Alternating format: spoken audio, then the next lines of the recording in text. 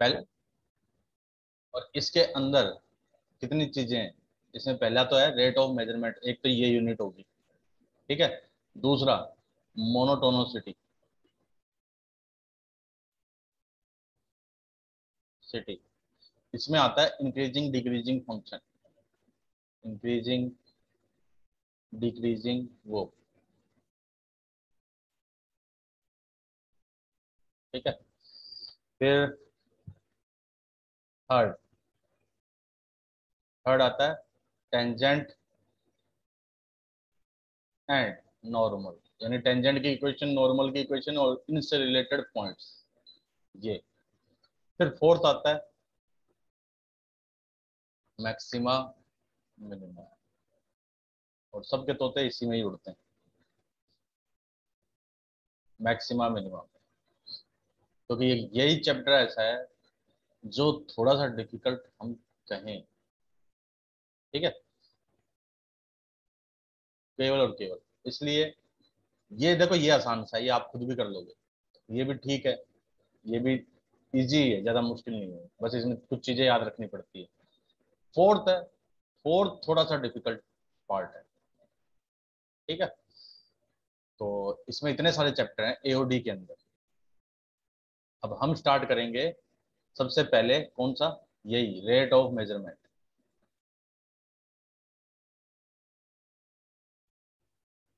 30 बच्चे हो, 30 तो नहीं, 29 हो गए स्टूडेंट, तो 29 हुए हैं, 30वां तो मैं ही हूँ फिर।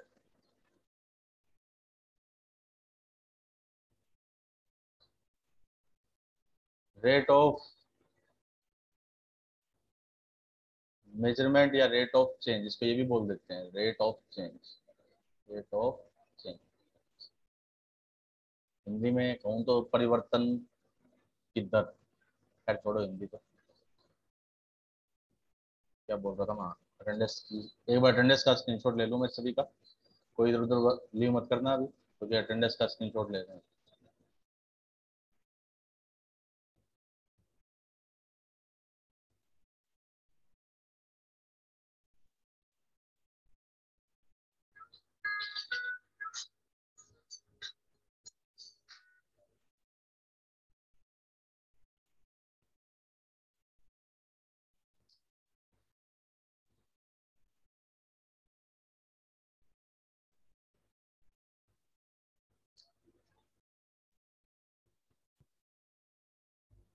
हर्ष यादव 12th NC1, ये हर्ष यादव NC1 का है क्या?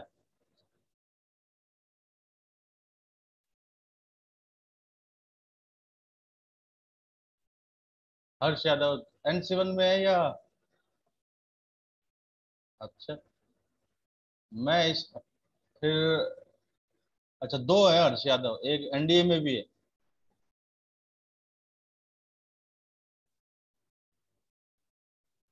हाँ ठीक है, ओके, मैं उसी में कंफ्यूज हो गया कि ये एनडीए में था और ये इसमें भी आ गया, तो दो जगह कैसे आ गया, ये अलग है। चलो फिर स्टार्ट करें, देखो पहला, फर्स्ट चैप्टर। अब ये काफी लंबा चलेगा ये वाला पूरा चैप्टर, क्योंकि इसमें एक नहीं है, इसमें तीन चार चैप्टर इंक्लूड है। तो सबसे पहले आता है फर्स्ट, रेट ऑफ चेंज। देखो फिजिक्स में आप बहुत पढ़ चुके हो, इसको कुछ नहीं है इसमें, ऐसे ही बस फालतू का ड्रामा है। रेट ऑफ चेंज का मतलब, देखो दो, हमारे पास दो क्वांटिटी होगी, दो क्वांटिटी दोनों एक दूसरे पे डिपेंड करेगी, ठीक। ये तो हमने स्टार्टिंग में डिफरेंशिएशन पढ़ा था, तब कहा था y equal to f x, यानी x में कुछ चेंज किया तो y में भी चेंज हो जाएगा, याद है। डेरिवेटिव की जो बेसिक बताई थी, फर्स्ट फर्स्ट प्रिंसिपल बताया था, याद करो आपको 11th क्लास में, तो मैंने कहा था कि इसमें मैंने चेंज किया डेल्टा, हो सकता है मैंने ये वाला लिखा दिया हो या दूसरा डेल्टा लिखा दिया हो, ये भी हो, उससे कोई फर्क नहीं पड़ता, कोई सा भी लिख दो। चलो मैं यही लिख देता हूँ, यही वाला डेल्टा लिख देता हूँ। इसमें हल्का सा चेंज किया तो इसमें चेंज होने से इसमें भी चेंज हो गया कुछ, है ना। तो इसका मतलब दोनों क्वांटिटी एक दूसरे पे डिपेंड थी, किसी एक में चेंज करेंगे तो दूसरे में भी चेंज होगा। फॉर एग्जाम्पल देखो मैं बताऊं, एक जैसे सर्कल है, उसका उसके मैंने रेडियस में चेंज किया तो उसके एरिया में भी चेंज हो जाएगा, उसके सर्कमफ्रेंस में भी चेंज हो जाएगा। तो ये देखो, रेडियस और एरिया दोनों एक दूसरे पे डिपेंडेंट है ना। मैंने कहा कि मैं अगर आर में कुछ चेंज करूं तो आर में चेंज करने से सर्कमफ्रेंस भी चेंज होगा और एरिया भी चेंज होगा। इसी टाइप से एक रेक्टेंगल है मेरे पास, रेक्टेंगल में एक लेंथ है एक ब्रेड्थ है। मैंने कहा लेंथ में मैंने हल्का सा चेंज किया, चाहे हल्का सा किया हो चाहे बहुत बड़ा किया हो, लेकिन अगर चेंज किया तो एरिया में भी चेंज होगा, हो जाएगा ना। तो इस टाइप से इस पूरे पार्ट में हमारे पास ऐसी क्वांटिटीज हो जो एक दूसरे पे डिपेंड हो, यानी इसमें कुछ कलाकारी करी तो दूसरी तरफ भी कुछ ना कुछ बदल गया। इतनी बात समझ में आ गई? ओके। तो अब हमें कहेंगे क्या, जैसे यही कहा कि मैं चलो एक एग्जांपल लेकर जाता हूँ कि ये एक सर्कल, काश पहले इसकी रेडियस थी 10,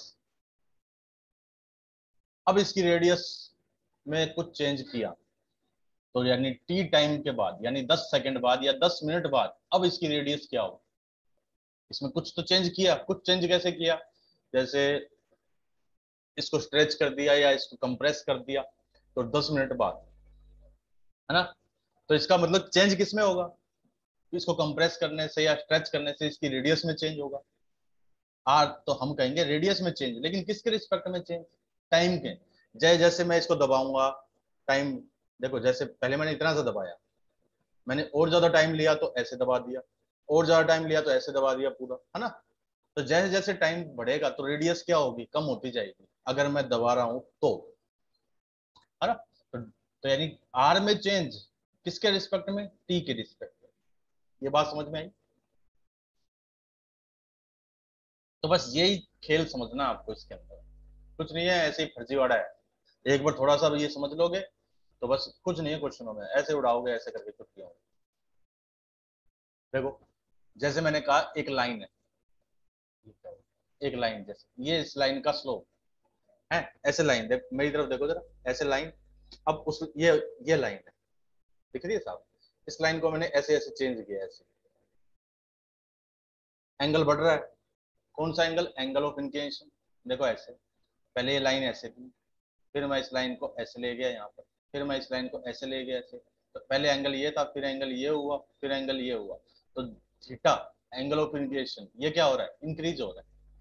थीटा के बदलने से स्लोप बदलेगा, तो स्लोप किसके रिस्पेक्ट में बदला, टाइम के रिस्पेक्ट में, यानी पहले इतना फिर इतना फिर इतना स्लोप बढ़ता रहा है।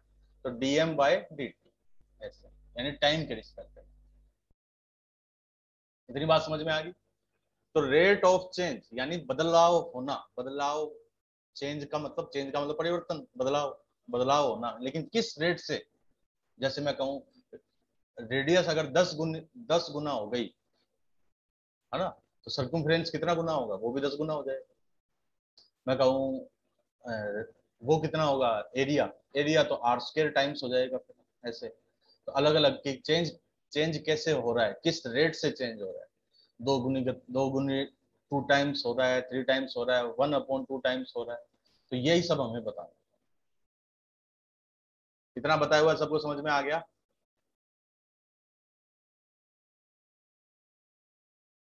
नहीं, जरूरी नहीं है टाइम के रिस्पेक्ट में होगा।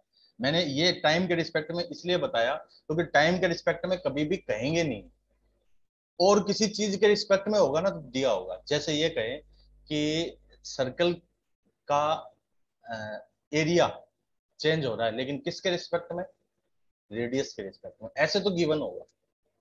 किसी और चीज के रिस्पेक्ट में अगर चेंज हो रहा है तो वो हमेशा क्वेश्चन में मेंशन होगा, तब तो आपको कुछ सोचना ही नहीं है ना।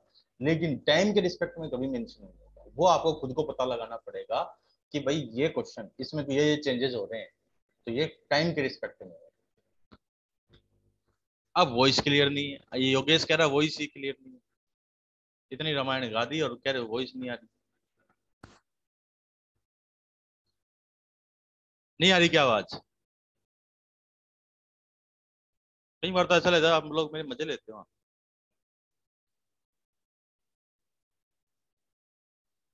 चलो दोबारा बता देता हूँ।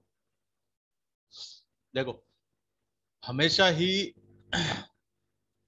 टाइम के रिस्पेक्ट में तो कभी भी मेंशन नहीं होगा कि टाइम के रिस्पेक्ट में चेंज हो रहा है ना। तो वो तो कुछ हमें खुद पता लगाना पड़ेगा। लेकिन और किसी के रिस्पेक्ट में अगर कुछ चेंजेस होंगे तो वो क्वेश्चन में मेंशन होंगे हमेशा। और एक चीज और, जैसे मैंने कहा ये लिखा, देखो ये लिखा ना dr/dt, तो इसकी यूनिट, एक यूनिट को आइडेंटिफाई करना भी सीखो, इससे बहुत हेल्प मिलेगी। dr/dt, r यानी रेडियस, रेडियस क्या होती है, रेडियस की यूनिट क्या होगी, रेडियस एक लेंथ होती है, लेंथ की यूनिट या तो मीटर या सेंटीमीटर या मिलीमीटर, है ना।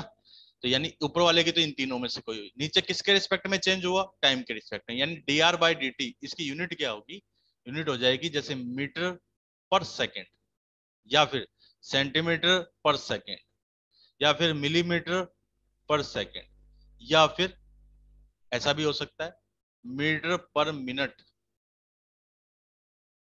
या फिर सेंटीमीटर पर मिनट,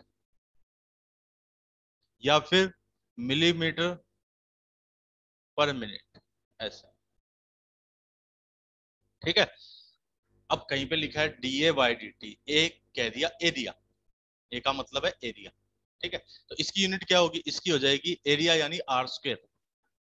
ठीक है, एरिया चाहे आर स्क्वायर हो, सर्किल का है तो, यानी एरिया हमेशा क्या होगा, लेंथ इंटू विड्थ, तो यानी आर इंटू आर, यानी मीटर स्क्वायर, यानी इसकी यूनिट क्या होगी, मीटर स्क्वायर पर सेकेंड, क्या हो गया ये, मीटर स्क्वायर पर सेकेंड, या फिर सेंटीमीटर स्क्वायर पर सेकेंड।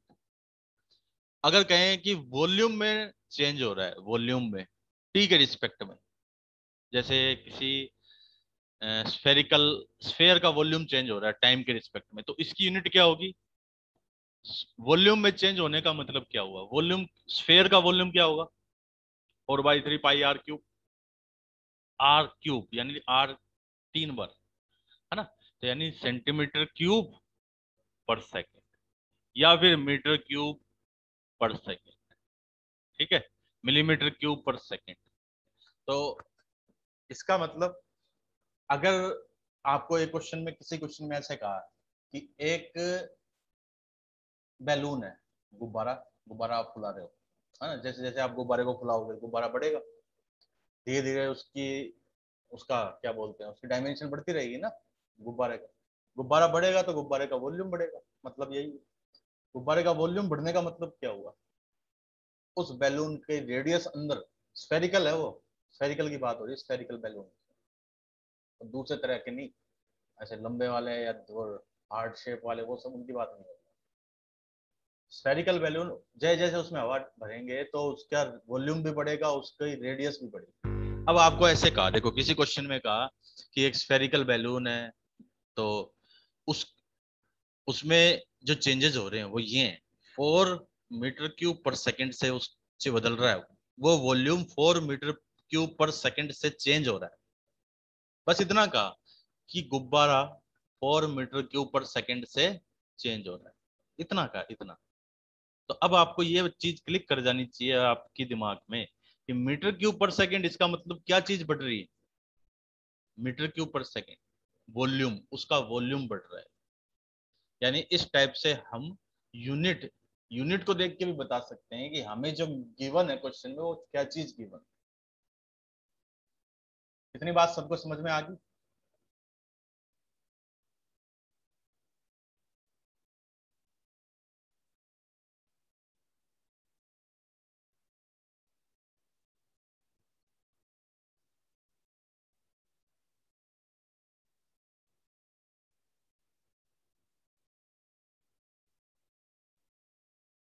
क्लियर है ना सभी को, इतना। ओके, तो चलो अब क्वेश्चन करना स्टार्ट करते हैं, बस इतना ही है, इतना अगर आपके समझ में आ गया तो आप इसके क्वेश्चन को आराम से खुद कर दोगे, कोई दिक्कत नहीं होगी।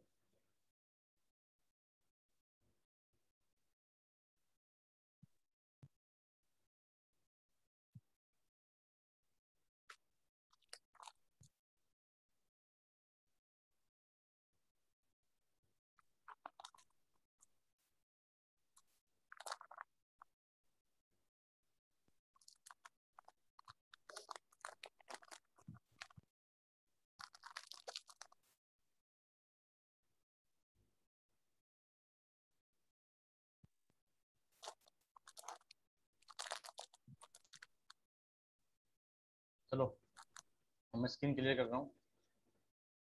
स्क्रीनशॉट लेना है, चलो स्क्रीनशॉट, इसका क्या स्क्रीनशॉट लेना है, तो इसमें तो ऐसे ही कचरा कर रखा है हमने।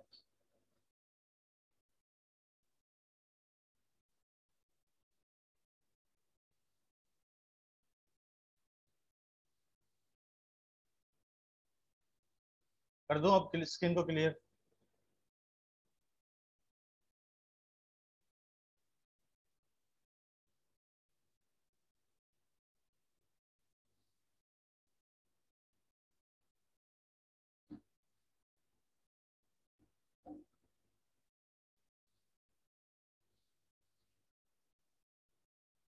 योगेश क्या क्या स्कूल कब ओपन होंगे? अरे यार मेरे को क्या पता स्कूल कब ओपन, जब केस कम हो जाएंगे कोरोना के तब ओपन।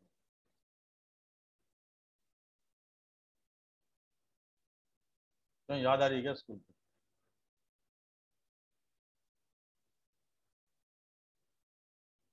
यहाँ तो आराम से तुम लेट के क्लास लेते हो, वहां तो बैठना पड़ता।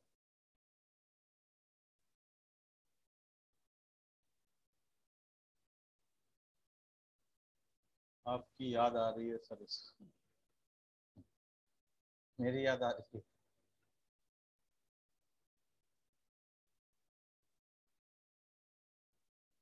चलो देखो फर्स्ट एक्सरसाइज पे चलते हैं। एक्सरसाइज है 6.1।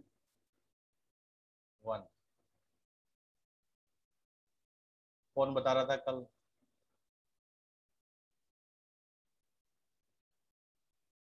योगेश। देखो फर्स्ट क्वेश्चन देखो, पहला क्वेश्चन देखो, आसान आसान क्वेश्चन है।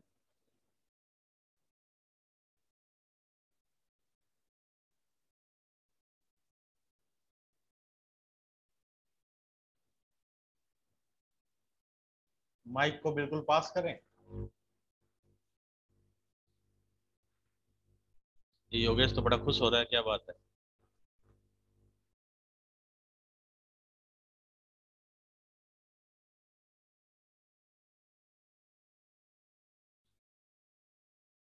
8.1, अरे जो भी हो, 8.1 हो 6.1 हो, एनसीईआरटी में शायद 6.1 है। ठीक है, देखो इसमें है कि क्वेश्चन, पहला क्वेश्चन है कि find the rate of change. देखो, find the rate of change of the area of circle with respect to its radius. देखो क्वेश्चन में साफ साफ लिखा कि एरिया में चेंज बताओ, लेकिन किसके रिस्पेक्ट में बताना है? टाइम के रिस्पेक्ट में नहीं, रेडियस के रिस्पेक्ट में। तो देखो सबसे पहले मैंने कहा कि लेट, देखो ये मैं एक बार लिखूंगा, बार बार ये चीजें नहीं लिखूंगा, कि let a circle whose radius r and area a। तो a क्या हो गया? पाई आर स्क्वायर। ठीक है, अब इस बार क्वेश्चन में क्या बोला है कि किस में चेंज निकालो? एरिया में चेंज निकालो, लेकिन किसके रिस्पेक्ट में निकालो? ये भी देखो साफ साफ लिखा हुआ है, लिखा है ना, किसके रिस्पेक्ट में? रेडियस के रिस्पेक्ट में। यानी आपको D A by D R निकालना है, डी ए अपॉन में, sorry D A by D R, upon upon नहीं, D A by D R. D A by D R का मतलब ए में चेंज, ठीक है, किसके रिस्पेक्ट में? आर के रिस्पेक्ट। और इसका वैसे मतलब क्या है? इसका मतलब है ए का डेरिवेटिव किसके रिस्पेक्ट में? आर के रिस्पेक्ट में। तो D A by D R pi R square, pi तो कांस्टेंट है तो ये तो बाहर आ गया, D by D R of R square, R square का डेरिवेटिव 2r, ये तो आ गया 2 पाई आर। ठीक है, D A by D are. लेकिन उन्होंने ये भी कहा आगे कि कब निकालना है। पहले पार्ट में तो कहा जब आर कितना है, अरे पहले पार्ट में कहा आर 3 सेंटीमीटर, फर्स्ट पार्ट में आर इक्वल टू 3 सेंटीमीटर, फिर सेकंड में कहा है आर इक्वल टू 4 सेंटीमीटर। तो देखो D A by D are कितना बन गया? फर्स्ट पार्ट लिख रहा हूं मैं, 2 × पाई इंटू में 3, यानी 6 पाई। यूनिट क्या होगी बताओ फटाफट यूनिट। इसमें D A by D are कितना हो जाएगा, सेकंड वाले में 2 पाई × 4 यानी 8 पाई। बताओ फटाफट यूनिट क्या होगी यूनिट। देखो डी ए अपॉन में डी आर, ए की यूनिट क्या होगी, ए की, ये डी डा को भूल जाओ, यूनिट में इन सबको नहीं देखते क्योंकि उसने कहा है मीटर में कहा ना, सॉरी मीटर नहीं सेंटीमीटर में कहा है। तो ये तो ए तो क्या हो गया सेंटीमीटर का स्क्वायर, नीचे आर, आर क्या होगा सेंटीमीटर, 1 सेंटीमीटर कैंसिल हो गया यानी 6 पाई सेंटीमीटर, सेम 8 पाई सेंटीमीटर। देखो हो गया ना क्वेश्चन बिल्कुल आसानी से। तो सारे ऐसे ही हैं, कोई कुछ डिफिकल्ट नहीं है इसमें। जो समझो फ्री के नंबर मिलेंगे तुम्हें अगर इसमें से क्वेश्चन आता है, अगर इसमें से क्वेश्चन आया। और इस टाइप का क्वेश्चन एनडीए में जरूर आता है, एनडीए वालों इस टाइप का क्वेश्चन यानी रेट ऑफ चेंज का क्वेश्चन एनडीए के एग्जाम में जरूर आता है। ये तो हो गया हमारा पहला क्वेश्चन। सब चलते हैं देखो नेक्स्ट पे। इसमें किसी को कोई प्रॉब्लम है पहले में?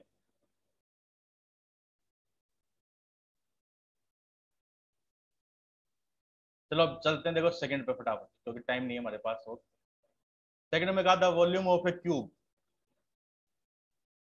Volume of a cube is increasing at the rate of 8 centimetre. एक क्यूब है, क्यूब की साइड एज्यूम कर ली मैंने x, let cube, let sir इस बार दिन की इंक्रीजिंग और मैक्सिमा से आया था, इससे नहीं आया क्या? आया होगा यार, इससे तो आता है हमेशा question. Let side of cube, side of cube is x centimetre, x centimetre का है क्या? हाँ सेंटीमीटर क्यूब में दे रखा है ना, देखो सेंटीमीटर क्यूब इसलिए हमने एक्स मान। तो वॉल्यूम ऑफ क्यूब, इसको हमने नाम दे दिया वी, वी क्या हो गया एक्स क्यूब।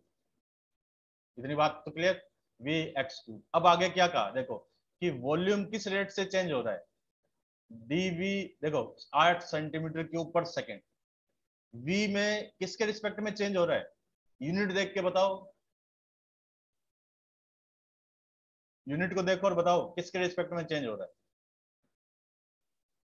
टी के रिस्पेक्ट में, डीवी बाय डी टी कितना है 8 सेंटीमीटर क्यूब पर सेकेंड। इसलिए मैंने कहा था यूनिट पे ध्यान देंगे हम, यूनिट हमें ये बताएगा कि किसके रिस्पेक्ट में चेंज हो रहा है। ठीक है, फिर पूछा how fast is the surface area increasing when the length of an edge is 12 centimetre. Surface area किस रेट से चेंज होगा, तो पहले तो ये बताओ सरफेस एरिया कितना होगा, surface area of a cube, surface area कितना 6 एक्स स्क्वायर, ये सब तो आता है ना सबको, इसको मैंने एस से बोल दिया 6 एक्स स्क्वायर, एक्स माना है ना हमने साइड को। हमसे क्या पूछा ds यानी s कितनी रेट से चेंज होगा, और चेंज किसके रिस्पेक्ट में, t के रिस्पेक्ट में, ये क्वेश्चन में ऑलरेडी मेंशन। देखो अब यहाँ ये कंफ्यूज मत होना कि सर ये आपने t के रिस्पेक्ट में क्यों किया, क्योंकि यहीं पे पता लग गया कि चेंज किसके रिस्पेक्ट में हो रहे हैं, t के रिस्पेक्ट में हो रहे हैं इसलिए किया। तो ds बाई डी टी कितना हो जाएगा, s तो 6 एक्स स्क्वायर है और ds बाई डी टी ये निकालना है। ठीक है, और ये कब निकालना है, जब एज यानी जब x क्या है 12 सेंटीमीटर तब निकालो। इतनी बात समझ में आ गई। अब देखो अब इस पे आते हैं, इस पे d v by d t, d by d t v, v कितना होगा, वी हो गया x cube, x cube equal to 8। X cube का डेरिवेटिव कितना हो जाएगा, एक्स क्यूब का, इसको ऐसे करेंगे अब देखो एक्स क्यूब का एक्स के रिस्पेक्ट में कर दिया और इनटू में d x by d t कर दिया। इतनी बात तो समझ में आ गई।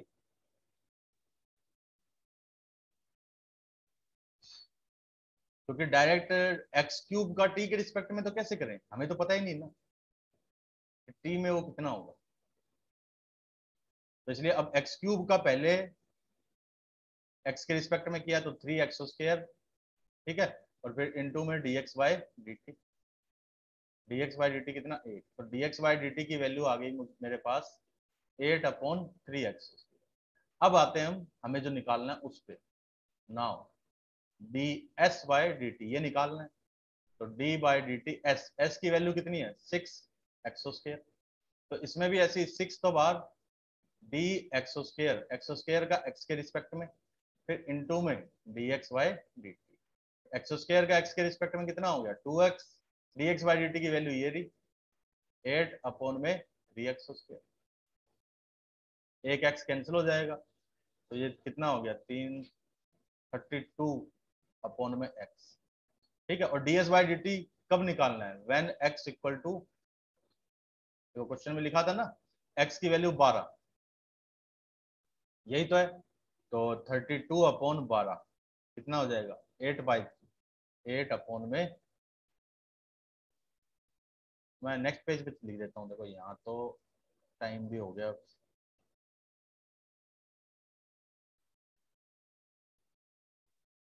चलो यहीं लिख देता हूँ, put x equal to 12, so d s by d t 32 upon में 12 यानी 8/3, यूनिट क्या होगी s, यानी सेंटीमीटर स्क्वायर पर सेकेंड। ये आंसर होगा। बोलो किसी को कोई प्रॉब्लम इसमें, फटाफट स्क्रीनशॉट ले लो।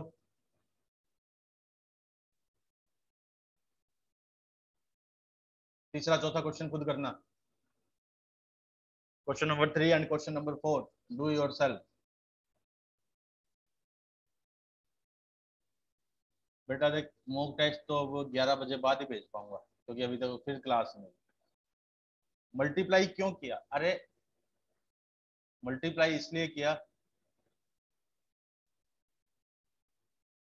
देखो ये जो था ना ये वाला, b की वैल्यू यहाँ रखी x³ का डेरिवेटिव 3x², लेकिन किसके डेरिवेटिव तो किसके रिस्पेक्ट में करना है, t के रिस्पेक्ट में, तो इसलिए क्या कर दिया हमने dx बाई dt लिख दिया, ताकि ये dx हट जाए और dt रह जाए, समझाने के लिए ऐसा बोल दिया मैंने। इतनी बात समझ में आ गई। x³ का t के रिस्पेक्ट में कैसे करोगे, t का t के रिस्पेक्ट में होगा ना, इसलिए क्या किया x³ का तो x के रिस्पेक्ट में कर दिया, और इस x को हटाने के लिए यहाँ पे लिख दिया dx, और ये वाला dt यहाँ रख दिया। ठीक है, ऐसे याद रखो। फिर यहाँ से dx बाई dt की वैल्यू मिल गई हमें, हमें निकालना था ds बाई dt, ये फाइंड करना था हमें। तो ds बाई dt s की वैल्यू पुट करी 6x²। ठीक है, 6 ऐसी x² का डेरिवेटिव, फिर वही बात आ गई, इसमें x है इसमें t है, तो x² का x के रिस्पेक्ट में किया, और साथ में इस x वाले को हटाने के लिए dx बाई, तो x² का x के रिस्पेक्ट में 2x हो गया, dx बाई dt की वैल्यू यहाँ से उठाई। फिर x की वैल्यू पूछा कहाँ था, जब x 12 सेंटीमीटर, तो वो 12 इसमें पुट कर दिया। ठीक है, कोई डाउट इसमें बोलो।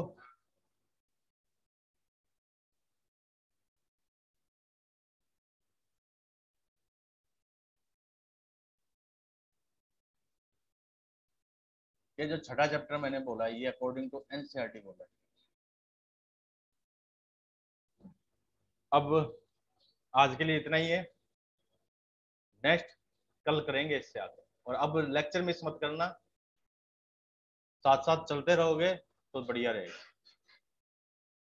इससे नेक्स्ट तीसरा चौथा ये क्वेश्चन करने हैं सभी को, तीसरा और चौथा, क्वेश्चन नंबर 3 4, यही होमवर्क का आपका।